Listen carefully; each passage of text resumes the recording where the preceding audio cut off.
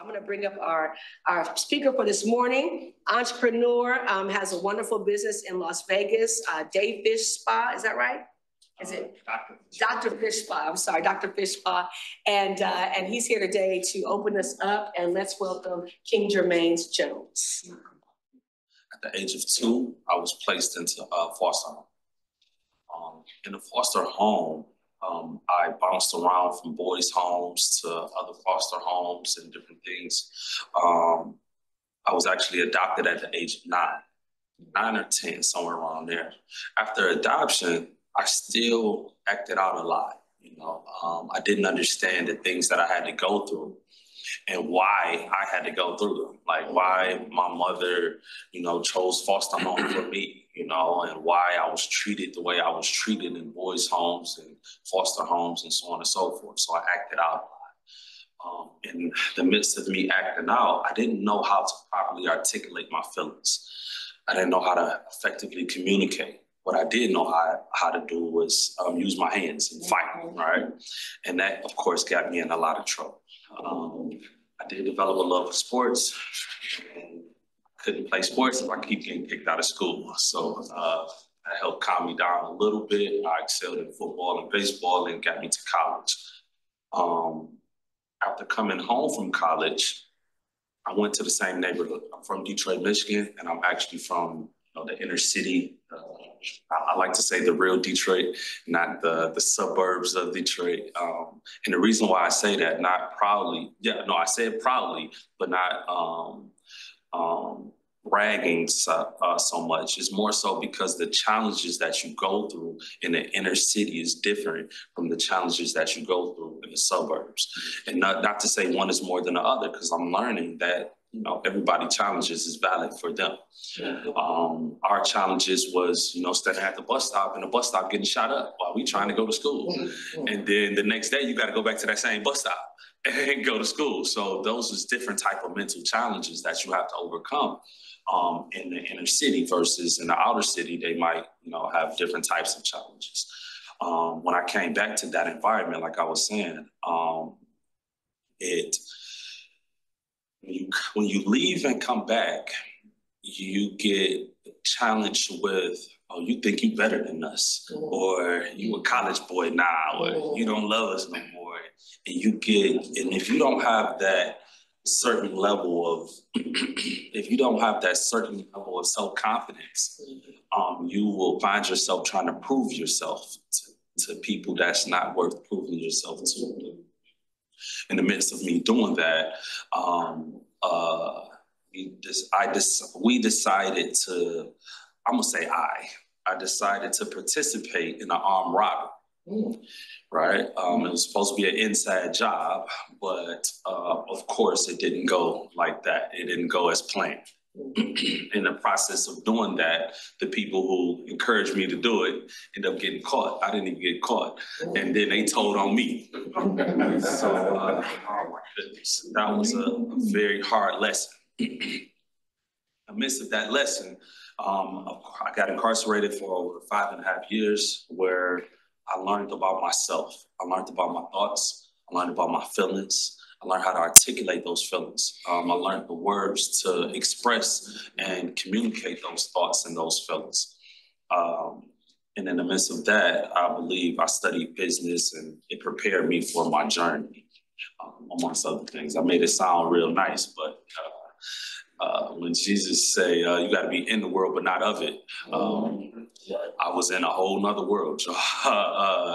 They have a different currency in there. So it's a real whole nother world. So I had to learn how to operate in that world, but also stay focused on the goal of coming out here. So that was a trying time. But thank God I was able to make it through it. I came home and I started, so many things. I wanted to give back to the community and do things for the kids, which I did do a lot of, but I didn't have no income coming in, no resources. So it really depleted me. And the kids in my inner city was very harsh. I'm telling them, don't go and sell drugs, or don't go hang out with those guys that got the fancy cars and the jewelry. But I was dressed The one kid tell me, he say, why I don't want to go over there? Your car raggedy. You don't even know Jordans. So that was like, oh my goodness, it was a hard, thing. But what that did for me, it motivated me. I went back to school. I became a robotics engineer. I did that for about 5 years. I worked for some of the biggest companies from Ford, GM, Chrysler, all the way up to Mercedes-Benz and Tesla. At the end of that, I was offered a salary role, and I turned that down, but I saved and I invested into myself. My first company, or the biggest company, was Dr. Fishpie. We started in Las Vegas. We went to Las Vegas. I like to tell this part because a lot of times when people get successful, they don't talk about the hardships. They don't talk about the bad times. So when I invested my money into my company, I invested everything I had. So I not only invested everything I had, I moved from Detroit, Michigan to Las Vegas. So I'm in a whole new state, a whole new city where I don't know nobody and I don't have no money. All of my money is invested into the business. I was literally living off of credit cards. I didn't even have a place to stay. I was staying in the hotels on the strip. So imagine working 14 hours a day in the spot from open to close, and then coming back to the hotel, and then moving my bags to another hotel at the end of that day. Some days I went weeks without seeing the sun. So what I mean by that, when I came in, it was dark. When I came home, it was dark. Some days I actually just stayed in the spot, slept in there. So it was a very trying, hard time, going through that process. Not just that, my idea, I come to Vegas, I'm gonna be on the strip. Oh man, I'm gonna make $1 million the first couple months and this and that. And no, that wasn't the case neither. It was very trying. We wasn't making enough to pay the rent. And the reason why I say that is because it was a humbling experience too. I had to go and talk to the mall management and tell them and show them my books. Like, look, I'm not paying you because I don't want to pay you. I'm not paying you because I don't have the money. I'm not making it. So I need a little more time. I'm working on these things and I will be able to pay you. That was very humbling for me because at the time it was a different race. And I had to learn how to be humble, From my community, we was taught to look at other races a certain way because our interactions with other races was a negative impact. I mean, it was very negative.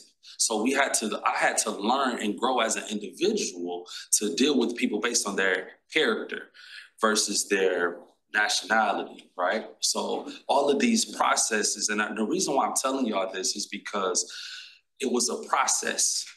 It was a growing process. And every step was important. It's important to be humble, when you go to another level. I stayed a student. When I had customers come in, I met my first billionaire in the location. When this guy came in with a t-shirt on and some shorts on, no jewelry, no anything. And you would have never knew. I get to talking to him about marketing and talking to him about a business. He said, why are you not on Google? I said, I didn't know to get on Google. This is back in 2019. And I said, well, what type of marketing do you do? And he said, well, I get a lot of name recognition. I said, name recognition? What's your name? And he said, well, my name is Brett Landis. I said, okay. He said, don't worry about it. Just Google me. Just Google it a little later on. To be honest, I felt a little pause. Google you. I'm the owner of this business. You can talk about Google. So later on, though, after he left off, it was a pleasant conversation, everything. And but I decided to go ahead and Google. I said, well, let me see what he would. $6 billion. I said, oh my God. But I really took in some of the things, and I even reached back out to him. He was a great guy. We have a great relationship to this day. I'm saying these things because I believe every step is important. Being humble, being a student, these things prepare you for the next level. Because I believe if you jump too fast, I don't know if a lot of you guys even play like video games such as like Mario Brothers, right? Have you ever played Mario Brothers and you take one of the tunnels, and when you take the tunnel, it skips you past a couple of levels. And then you jump up and you get to that level and you still little, right? You still the mini you, right? And so as soon as you get hit, you die. But if you would have went through every level would have prepared you. You would have been a big guy. You would have had the fireballs. You would have had more chances, right? You know, so as soon as you get hit, you wouldn't have died. You would have been able to keep going a little bit, right? So I feel like it's so important to embrace every level along the way versus trying to jump and skip past certain levels. It was important that I went through those humbling experiences before I was able to, make it to the levels where I believe was success. At the time, I thought $1 million was everything. You make your first $1 million, I'm gonna be on the beach with a cigar, my legs up, I can retire, and say, that's it, the game over. Man, I felt like I was at level 1 again. Oh, man. I didn't have no gray hairs. I swear, I can't make it up. I didn't have one gray hair in my beard when I went to Vegas. I can't make this up. But I had made it to I was blessed by 2021. I was blessed to make it to my first $1 million. And I believe that's when the journey started. I've been faced with so many different challenges of maintaining it versus getting it. Those is two totally different worlds. When you striving to accomplish something that you set your goal to versus maintaining it, it's just a different world. I had to learn that it's different. I don't know where some of you guys are from, but where I'm from, people used to claim other people's kids on their taxes and act like they had businesses and things like that, right? To try to make more money. So that accountant or that tax person is different from the tax person that when I was making 6 digits in the corporate world, I had to get a whole nother tax person for that level. And then now I'm here to tell you that tax person is different from the person when you're making over $1 million. That's a totally different tax bracket. So you have to keep growing and keep learning as you keep going and remaining a student and remaining humble to receive the information. Because at any one of those levels, when I walked in the room, like I made it, I'm good, I'm all right. I believe it would have stopped me. There's no way I would have continued to progress. And that's one of the things I want to talk about is the vulnerability. A lot of times we don't know how to be vulnerable.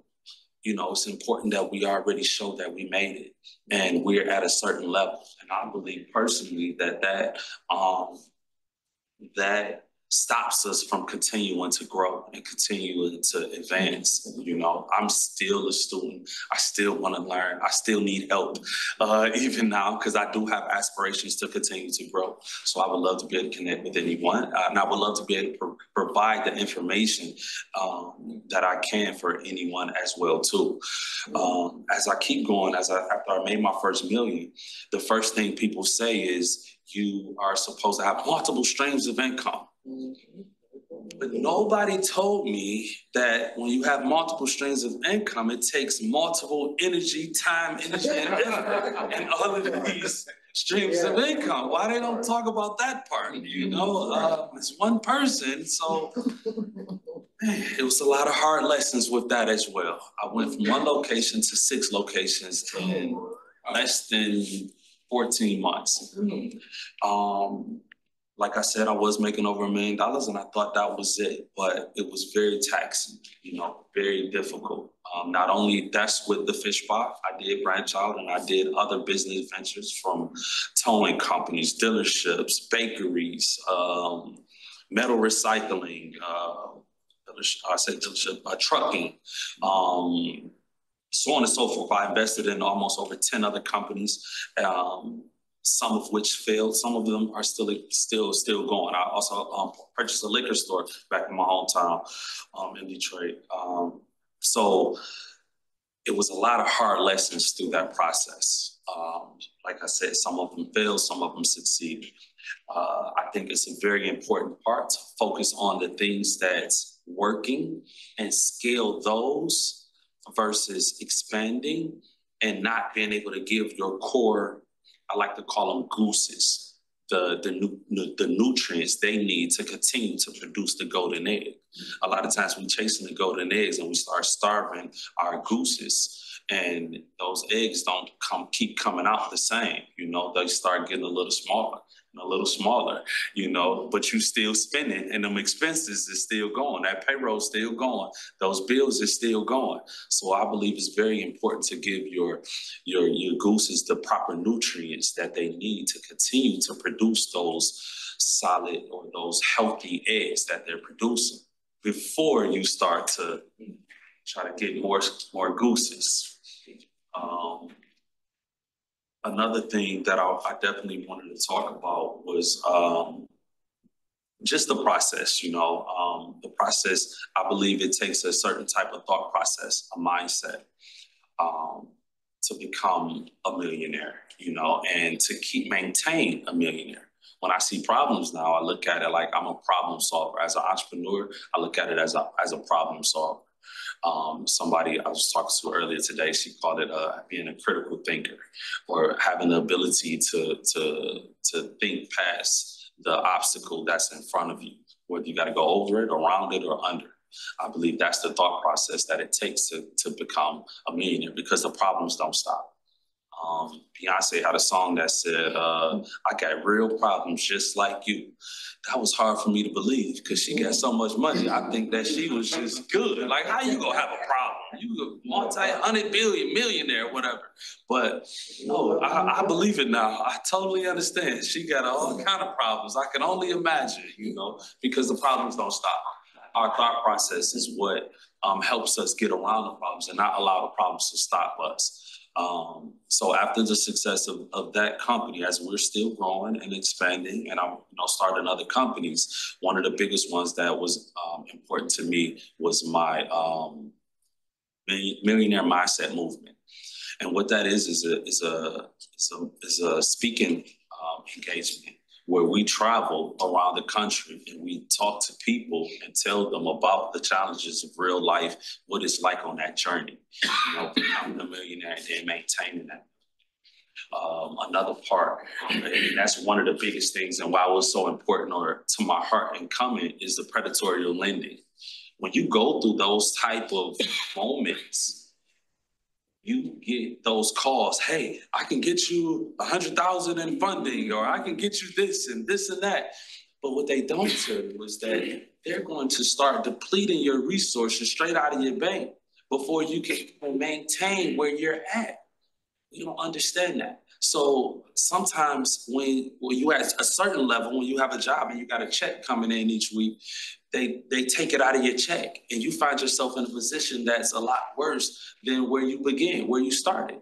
At this level, as an entrepreneurial level, it's the same thing. They're taking it out of your daily transactions. I believe that it's more important to take a good look at your finances and get with somebody that's smarter than you in those finances. And I believe that's where that humbling process comes in again, that too, and asking for help versus feeling like you're already good. You don't need to ask for nothing, or I'm a millionaire, or I'm 100,000 there. I made 500,000 last year. Okay, who go tell me something? No, I think it's anybody. I believe you can learn from the people who made the mistakes as well as the people who have done it. The Millionaire Mindset Movement is something where, you know, I believe that's what my purpose is. I believe I had to make the fund to get the credibility. Believe it or not, a lot of the things that I talk about is things that I used to talk about before, but people didn't listen too much because I didn't have the commas behind my name. But I'm learning the experiences are different at this level, and I love to be able to relate and be able to relate more with the process. Because now when I get a call, even though I'm not there in the business every day, all day, when I get a call about an issue or a problem that's going on in there, I know immediately what to do. Because I did it, I lived it, and I did it. And I think that's why that is so important, that we embrace every step along of the process versus skipping those steps. I understand everything about my business, and I'm able to solve a lot of the problems, even if it's remote, even if I'm not there. I can talk about this process literally all day. I would love, yes, if there's any questions, I love the question aspect. Yes. I just want to know, how many employees do you have? Oh my goodness. Yes, that's a trick question. Because anybody who have, I did a study, right? Did you know 92% of African American companies have one employee? I didn't know that. That's wow, right? And I'm only saying that because at one point I had 87 employees, right? At other points, like right around now, I'm somewhere around between 50 and 70 employees. I don't know exactly how many. That's what Dr. Fishbach, around all of the businesses is worth between 100 and 150. And the reason why I said I didn't know, because at certain levels, at certain brackets, commitment level is different, the work ethic is different, all of that. So it'd be sometimes a revolving door, I get why Fennec or a lot of the companies is going with robots now. And I know it sounds bad because it's gonna phase out a lot of jobs, but I understand because a lot of people, man, the problems, the gossiping, the not showing up. Say it again. Unreliable. You're reliable? Okay. They're unreliable. Oh, yes, unreliable. Yes, very unreliable. And when you're dealing with something that's your livelihood, that pays your bills, you want something that's consistent and reliable. So I hope I answered your question. Yes. Just a quick, how did you decide to go from Detroit to Las Vegas to open up? I think that's a great question. A lot of times we have to research. We was talking a little earlier about the markets and understanding different markets. What helped me decide for Las Vegas was you can Google search what people are Googling, right? Yeah. So when you search what people are searching, I had a service that I believe was a good service. It was a high demand for. And the reason why I determined that high demand was because I traveled. I traveled from different countries. And even though I didn't do it personally, and I like to tell people this, it's not about you. You have to supply the demand of the customers or the market, so to speak. The first time I seen it was in Cancun. Second time I seen it in Cabo. I seen it again in Belize. And then they got full body tanks, believe it or not, in Greece. And the reason why I'm saying those things, I know, right? The reason why I said those things is when I came back, I never did it. I didn't do it in none of those places. The person I was traveling with, she was like, let's do this. And I'm like, I'm not putting my feet in there. You can do that if you want to. I'm not about to put my feet in there with no fishes. But that was me, But it was a long line of people doing it. So when I got back, I started researching the different markets and I was looking up what's our biggest touristy place. And I came with Las Vegas or Miami, Florida. Yeah. And at the time, when I Googled that search, it was over 10,000 people a month searching for fish spas in Las Vegas. So that's what made me pick Las Vegas versus Detroit. Thank you. I have several questions, but the first one I wanted to address is, first of all, thank you for your story. It's very inspiring, first of all. And I just wanted to find out from you, you have so many lessons that young people can learn from.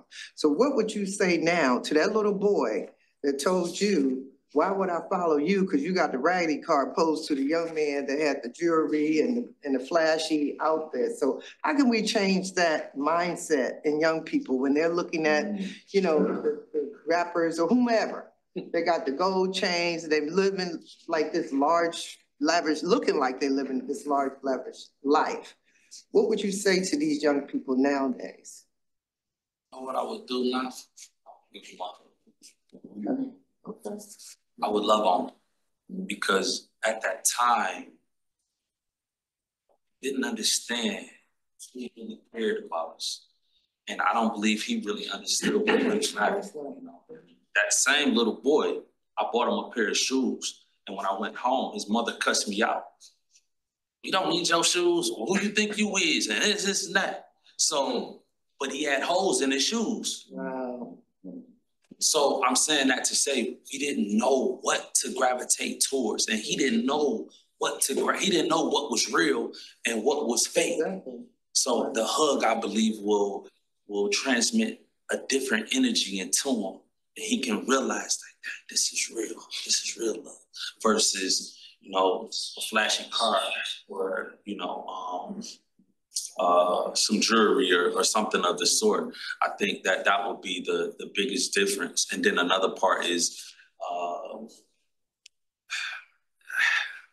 that would be the first step. It'd be a few more after that, but that would have been the first one. Yeah, she had a question too. Good morning. I want to echo the same remarks. Thank you for your transparency.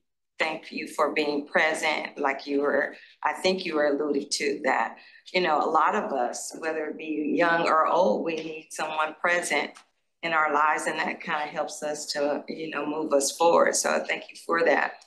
I do have a couple of questions for you, but I'll assign to one because I know there's probably other people. I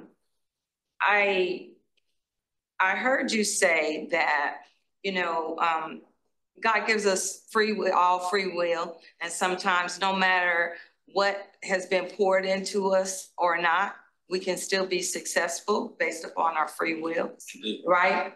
So what would you think, what would you do differently now in you know, giving the experiences that you have in terms of your businesses? Because, you know, they tell us as we're matriculating through this life is that, you know, you want to hone into your core business, and then if you have any sub businesses, they really, you know, really kind of focus in on that core business that you have, you know. And I heard you say that were kind of all over the place. You don't really have to be true now that you've had that experience, or do you kick that out and it wasn't true? It was that you had to live in the moment of where your journey was. So, man, there's so many ways I can answer that question. When you first started, one of the things, when I first got incarcerated, I was on my way to being incarcerated, and the prison guard said, I was on my way to Ionia, Michigan, and he said, say it slow, I own you. And I said, oh my God. I own you. And no, right? Horrible. And that's hard to embrace when you're in that moment on a bus to there, right? And Ionia was a disciplinary prison. I'm 19, 20 years old. Why am I going to a disciplinary prison? I ain't never been in trouble before. This is my first time, everything. They sending me to the place where if you get in trouble anywhere else, they send you here. And I'm like, I'm not supposed to be here. So I say that to say, I also played chess. And it takes a certain type of person to play chess versus the people that play cards or play video games or is working out. And in the process of me playing chess, I met some of the head people in each organizations. And the reason why that is so important is because the relationships that I develop, I say a prayer now, and I thank God for the blessings seen and unseen, known and unknown, that he blessed me with. Me developing a relationship with some of those heads of those organizations saved me that I didn't even know I was being saved from later on. So when you say, and it exposed me to lessons, I learned a lot more because of that. So it's hard to skip a process. It's hard to skip a step. Another thing in response to that is I can look back and say, man, I shouldn't have opened up this, or I shouldn't have opened up that, or I shouldn't have did this. But if I didn't do that, I wouldn't have learned the lessons that came with that, that prepared me for where I'm at now. And I can tell you to focus on your core company, feed and nourish that company, and have a system in place that continues to feed and nourish that goose that's laying those golden eggs before you go and get another goose. Because if you get another goose, that's gonna get some of your resources, and then it might slim up your goose right there. That's been a proven entity of laying good eggs. It's hard to, sometimes when we get something so easy, we think, oh man, we could do it again. I do another one, and you look up. them eggs ain't looking as big as they used to look. You know, they ain't been as healthy as they is. So I would say feed and nourish whatever is working, give it all the nourishment that it needs, and then develop a system that continues to feed and nourish that. And when I say feed and nourish it, man, keep the marketing, continue to grow with the marketing, continue to stay with the times, keep your facility up to par, and your employees, and surround yourself with the right people. And I believe that's how you continue to nourish that concept or that goose before you start to get the other ones. So that would be my advice or my answer to that. I hope I answered it. Yes, ma'am. Yeah, you and I talked on the phone.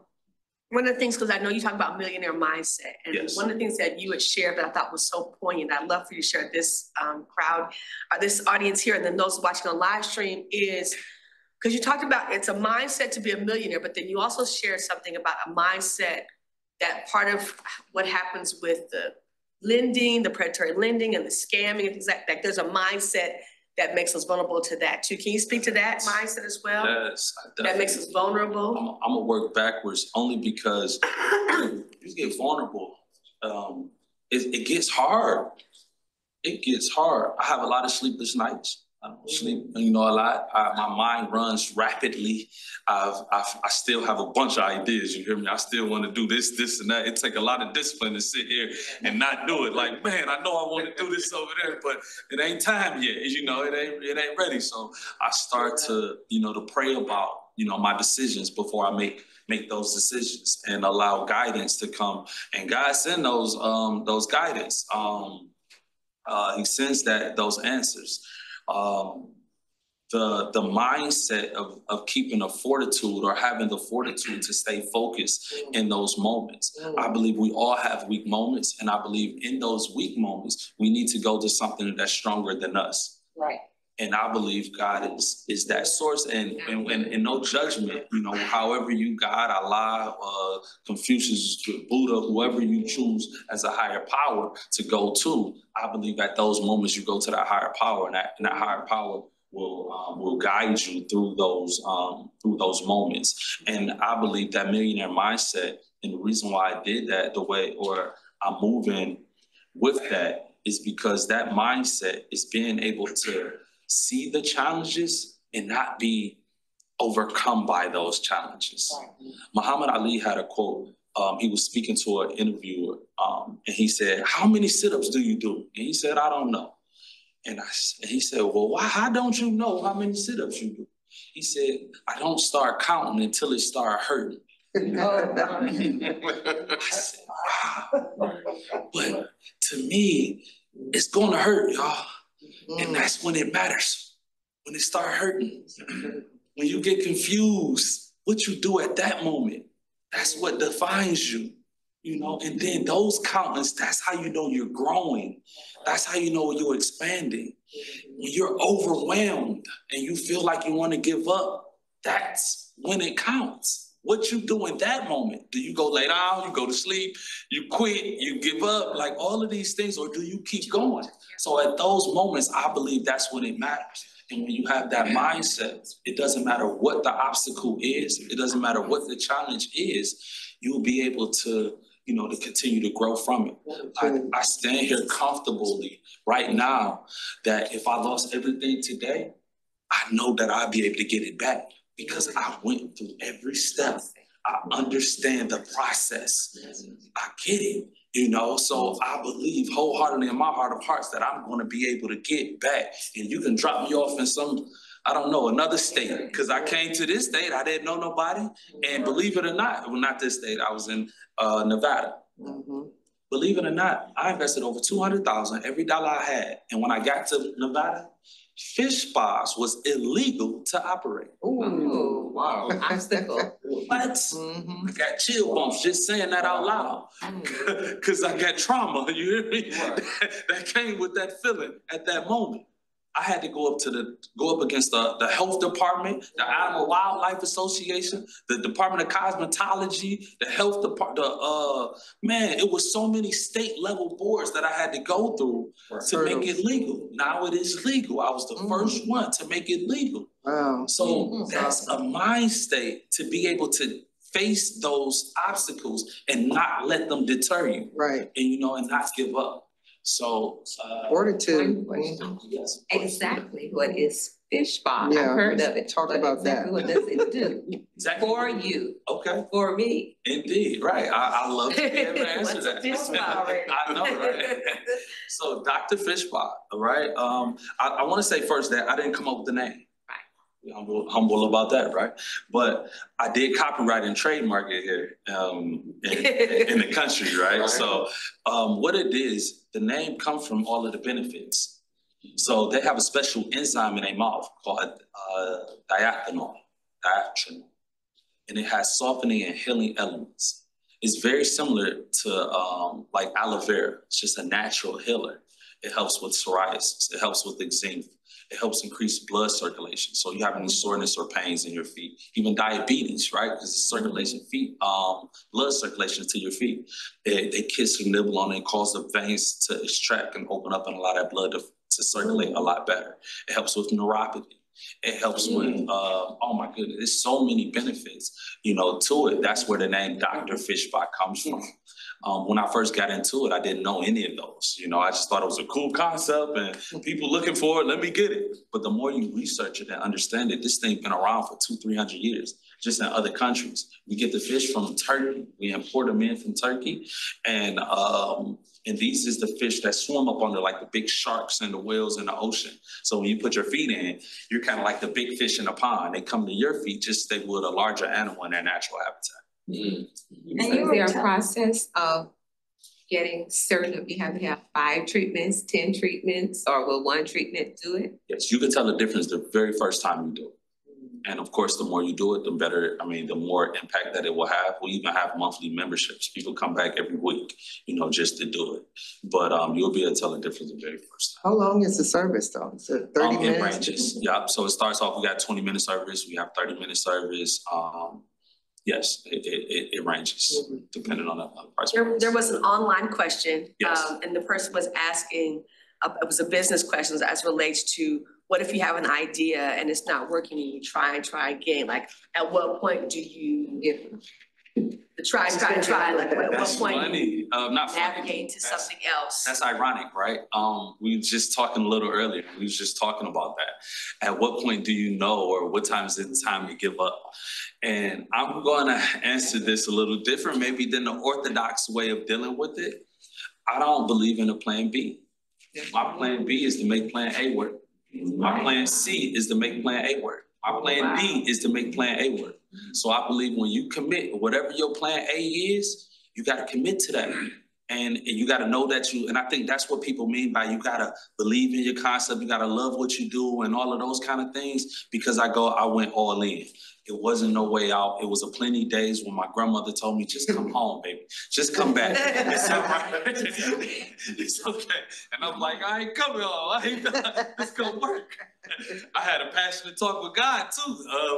God had a good talk too about that. He's gonna have me come all the way over here. You're gonna leave me. You're not gonna help me. And I believe God answered those prayers. He actually sent Shaquille O'Neal.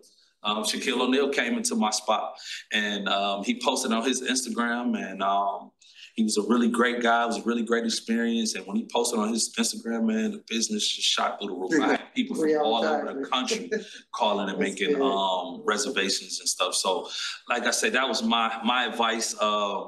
But it may be, like I say, an unorthodox way of business, but I go all in when it's something I believe in. It's something that I really believe it's to make it work. You're supposed to commit and deal with that higher power, and I believe he'll help you if it's beyond your means. I'm sorry. The name of your business again is? Which one? Dr. Fish Spa. Dr. Spa. Spa. Yes. Yes, sir. It's a spa. I have a different question, and because as the pastor said, I do a lot of young men going to prison, coming out of prison, going back to prison. And I want to ask you a question. You know, you came from college and you came back to the hood and you went to prison. How did you handle 5 years in prison and getting out and not going back? Man, that's a great question. And it was a time, believe it or not, when I first came home, I didn't want to tell people I'm in prison because I felt like people judged me. You know, they looked at me, you know, differently. I said probably now because I know it's not about me. I say that because so you can ask that question that you asked just now, so I can help other people, you know, that's faced with those type of obstacles. And I believe one of the things that helped me was I knew that this is not where I wanted to be. And I'm a numbers person. So I understood the numbers of 8, 9 out of 10 is coming back. I get that. So when I got in, I looked and I seen what 9 out of 10 people was doing. Okay. That's why y'all coming back, because this is what y'all doing. I focused on that 1% and what they were doing. Reading, going to the library. I wasn't playing basketball. I wasn't playing cards. I wasn't in the gym. I'm like, I'm not about to be no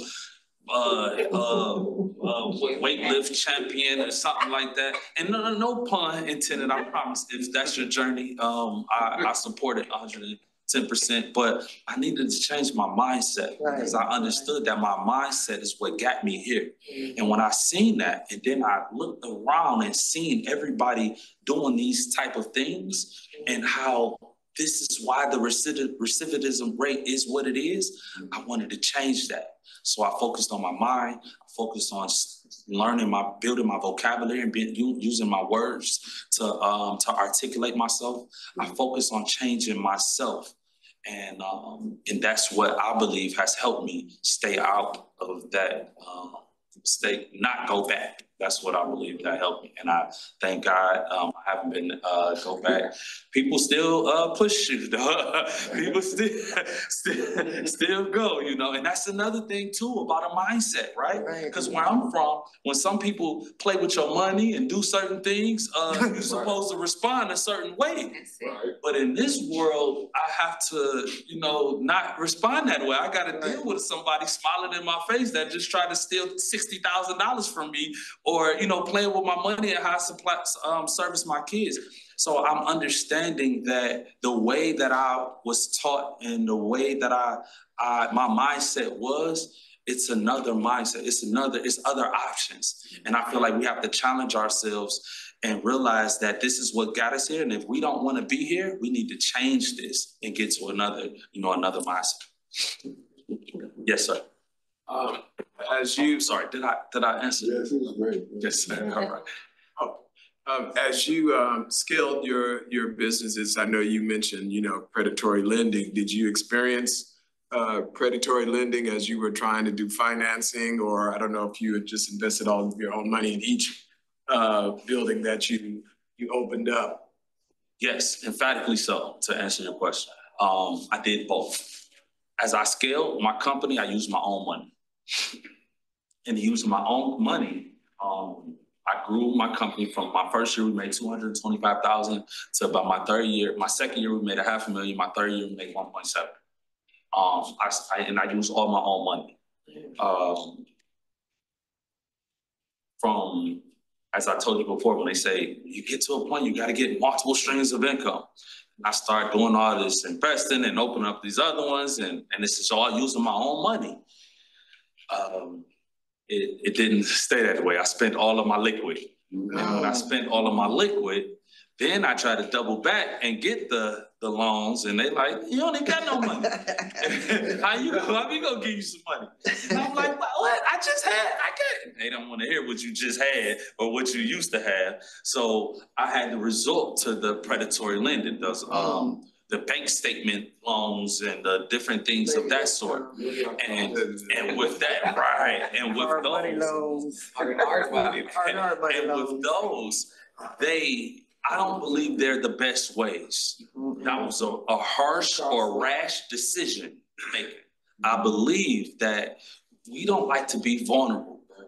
And I'm exposing my whole hand to you. This is the good, the bad, the ugly, right? I challenge you, not just you, but anybody that's in those kind of situations, go to some financial advisors. Go to those banks, and I like to work backwards. Tell me what I need. Tell me whatever I need to do to get this funding. And I'm still going through that challenge now. I'm just coming out of one of those bad decisions. I spent over $500,000 in the last year expanding 2 different companies. None of those companies is making no money right now.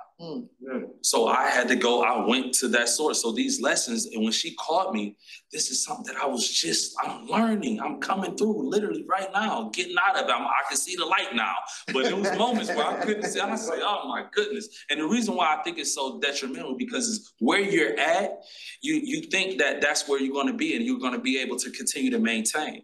But they taken where you at, so you're not even here no more to take the money. You think you're gonna get to here, but you don't, bro. You're gonna drop down because they taking each day, you know, each man, they taking $500 a day, $1,000 a day here. And I'm like, my numbers, I know I made this month. Why I only got this much in the bank? Somebody, it ain't right, it ain't adding up. But it's because they're taking a little bit at a time each day, each couple of days, each month. So I do not advocate for those. I think that it's an emotional decision.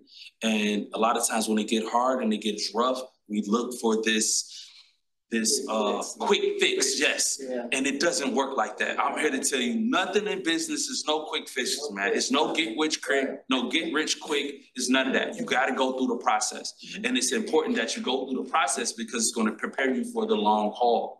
You're going to understand the ebbs and the flows of business. You're going to understand the seasons. You're going to understand, and this is the season of this, and this is the season for harvest, or this is the season for seed plants, so on and so forth. It's important, man. And I think if you don't know the answer, say you don't know it and go to somebody who do. Right. And I don't even like going to one person. I like to go to about 2, 3, 4 people and get, and then I compare what to make sure. So that's my advice with the predatory lending, man. I think I lived it, and I know from experience that unless you have I don't see the benefit of it. Yeah, it's not a good move, man. Sometimes things is not as bad as it seems.